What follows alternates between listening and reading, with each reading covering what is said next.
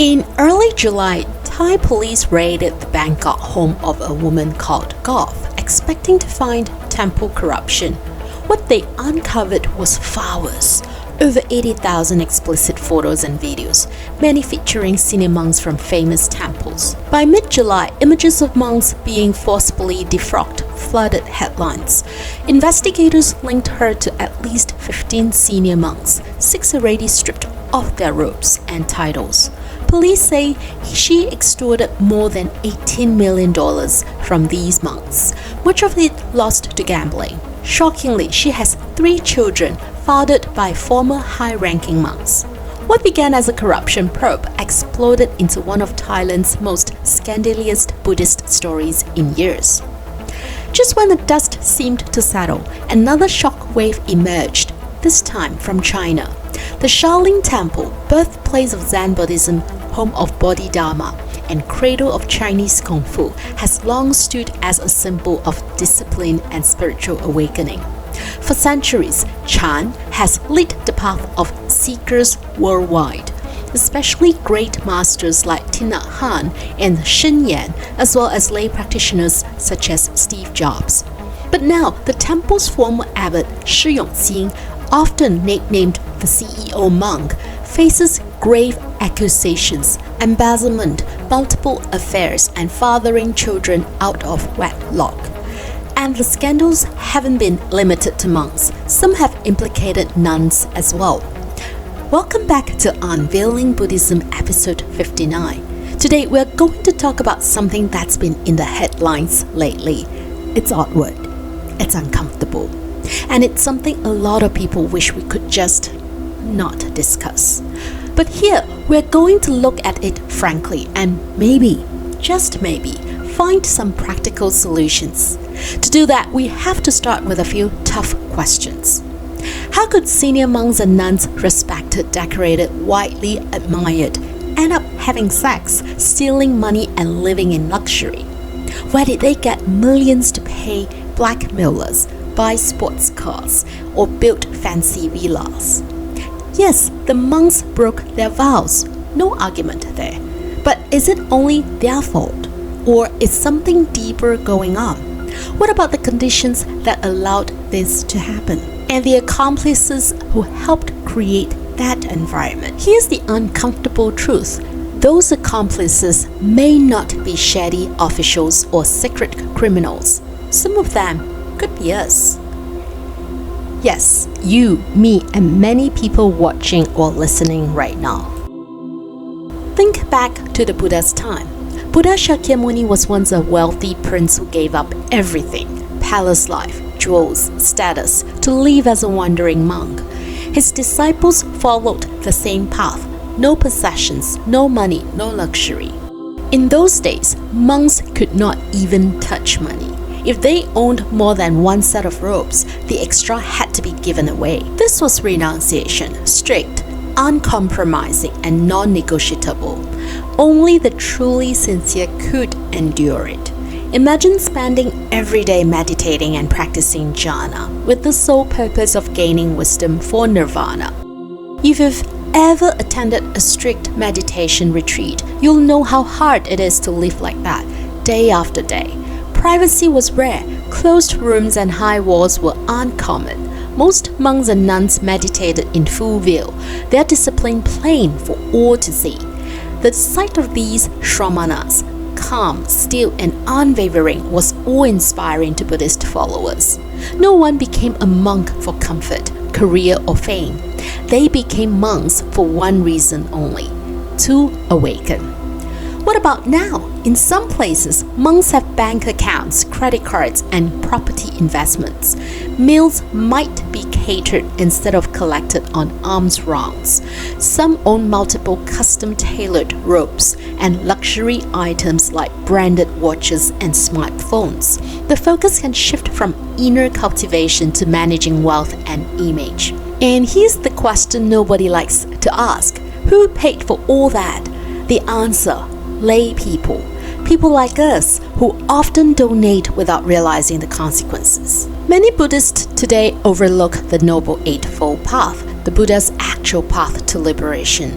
Instead, they buy into a very different idea that blessings can be bought.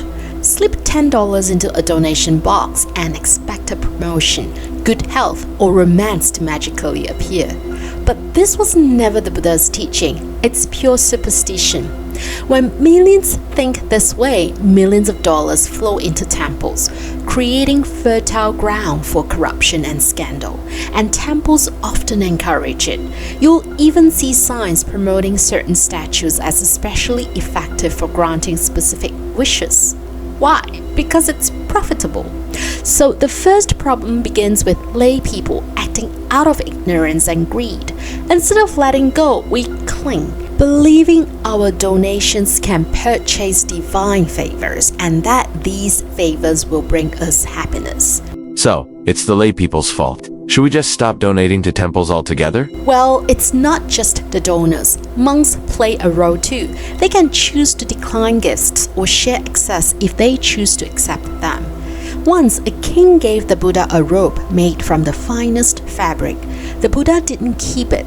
He cut it into strips and shared it with all the monks. That's generosity without attachment. But over time, many monks began clinging to wealth, justifying it as planning ahead or investigating for the temple. As Buddhism grew, gold, land, and luxury poured into monasteries. It creates a division that split the monastic community. One group insisted in keeping the old rules of no money and no luxury. Another group thought that accepting gifts is a way to spread the Dharma faster. The Buddha's standard was simple: food, robes, shelter, and medicine. Nothing more. Nothing to burden lay people. Early monks refused money. Later, monks argued it was practical. Both had a point. But here's the catch. If monks refused money today, we'd have to cook for them, take them to doctors, and provide all their needs daily. Could most of us really do that? So yes, donations are necessary in our modern life, but not excess, not hoarding. Surplus should be shared. The Buddha forbade hoarding. Both lay people and monastics need to do the right thing. Lay people must let go of the superstition that money can buy blessings. Think about it, the Buddha never cared for money, so forget about bribing the Buddha for luck. And what merit is there in donating to monastics who live like lay people, spending the time on hobbies like calligraphy, gardening, or painting instead of developing jhana and wisdom? Sadly, many who call themselves Buddhists don't actually know what the Buddha taught. Next, stop treating monks and nuns like living gods or celebrities.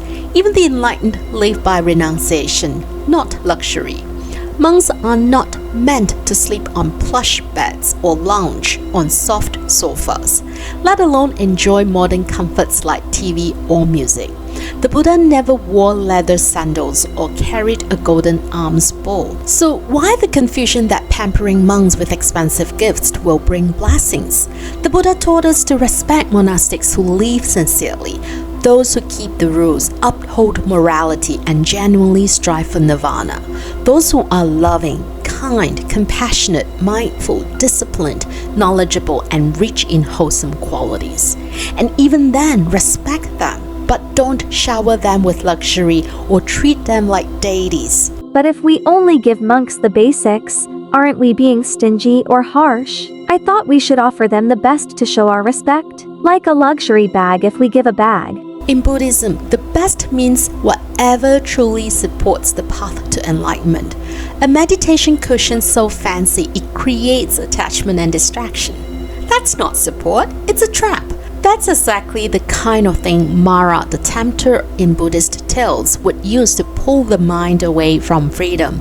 We as lay disciples are not supposed to act like Mara, tempting ourselves or others with unnecessary indulgence. Back in the Buddha's time, this was crystal clear. Monks lived simply, and the community provided only what was needed. But later, some sutras began praising offerings of worldly luxury, jewels, gold, rare incense, fine clothes, as the best gifts. This led to famous ancient temples needing guards just to protect the treasures. And still later, sutras began warning that stealing from temples would send one to hell. Why no such warnings in the earliest sutras? Because in the Buddha's time, monasteries owned nothing valuable enough to steal. But don't you think that rich monasteries and monks can better spread the Buddha's teachings because they have more resources? Actually, no. The role of monastics, the shramana, is to renounce, to leave the dharma, to attain enlightenment, and to teach from real experience. They are not CEOs. They are not managers. On the other hand, lay people can actively promote dharma by organizing events, raising awareness, and managing funds with full transparency and proper audits. Back in the Buddha's time, the layman Hataka Alavaka was famous for attracting people to the Dharma. So this isn't a new idea. Monks and nuns should focus on practice and teaching, free from administrative burdens. When monasteries turn into corporations, monks become accountants, storekeepers, managers, even CEOs, roles that simply did not exist in the Buddha's time. When monks focus on spiritual cultivation, that's when we see more enlightened beings arise. Unfortunately, not all monks and nuns choose to follow the lifestyle of the Buddha's time. Some monastic leaders even misuse their positions for selfish gain. One abbot converted an entire floor of his monastery into a nunnery, so just women could cook and do laundry for him. Another recruited monks mainly to get more manpower for construction projects. This is not renunciation, this is household life disguised in robes. Avoid such masters. They are lay people in monks' clothing. We must understand being a Buddhist monk or nun isn't about wearing robes or shaving the head. That's only the outer appearance. What truly matters is living by the monastic rules and holding the right intent, the sincere aim to reach nirvana. And what does that mean? It means actively working to remove craving, hatred, and ignorance. Here's something many people don't know. A monk or nun automatically loses their monastic status the moment they break a major rule, such as the vow of celibacy. No ritual or special ceremony is needed to strip them off the roll. The rule itself does that. At that point, they should immediately disrobe on their own accord and stop wearing the monastic outfit. If they keep pretending to be monks or nuns after that, it's not just wrong, it's fraud. This is why lay Buddhists need to understand it is conduct, not appearance, that defines a monk or nun. Not the shaven head, not the robes, not the recognition of a religious leader, and not even the sanctity of the ordination ceremony. We must learn to look beyond outer appearances. Use your wisdom to discern whether someone is truly a monastic or simply pretending to be one. What if we know about misdeeds that are being deliberately hidden? Should we report them? Will there be bad karma because it may affect the reputation of Buddhism? During the Buddha's time, people would bring such matters directly to him. There was no confusion or misunderstanding that doing so will cause divine punishment or bad karma. The Buddha would then initiate an open and fair investigation, often in cooperation with the local authorities. For example, in one case, a nun was found to be pregnant and was accused of misconduct. The Buddha convened an open inquiry in the presence of senior nuns, midwives, and respected village elders. After examination, it was confirmed that her pregnancy occurred before she became a nun, and she wasn't even aware of it. This story shows that the Buddha was not concerned with simply protecting reputations. He valued truth and transparency. He invited all relevant and interested parties to witness the process to ensure fairness. Similarly, if we know that a genuine misdeed has been committed, it is appropriate to report it to the proper authorities to protect the integrity and purity of Buddhism. Most importantly, we should do so without being influenced by negative emotions, such as anger or hatred. What about lay people who make a career out of Buddhism? It must be easier, right? They don't have to follow as many rules as monks. Can they still live off donations and build wealth just because they call themselves practitioners? There's nothing wrong with supporting someone for a good cause. You might donate to a peace activist or an environmentalist. Likewise, you might support a layperson producing Buddhist art, writing, or leading wholesome projects. But when someone makes their living from Buddhism, especially if they expect offerings simply for calling themselves a practitioner, we have to ask serious questions. Do they truly practice what they preach? Are they following the Noble Eightfold Path with the right intention, working to reduce craving, greed, hatred, and ignorance? If not, why support them over monastics who genuinely uphold those values? In the past, the line was clear. The first proof of Buddhist practice was the ability to renounce the world like Siddhartha did. That renunciation was what made someone worthy of offerings. Those who kept their family life but expected full support from others rarely succeeded. In ancient times, if you didn't work the fields, you went hungry. Over time, non-Buddhist traditions blurred the lines. Villagers often supported shamans and priests for spiritual services. Eventually, similar attitudes crept into Buddhism. Today, in the West, we even see lay Buddhist ministers managing temples or leading ceremonies, just like pastors. This isn't inherently wrong, but it does require careful discernment from donors. It all comes down to this: who truly deserves your financial support and respect? If your offering fuels greed, luxury, or ignorance, then you are feeding the very poisons Buddhism aims to remove. Don't give to those who exploit faith while driving sports cars and living in mansions, especially when others go hungry. When we remove superstition from our view of Buddhism, wisdom will tell us what is right and what is wrong.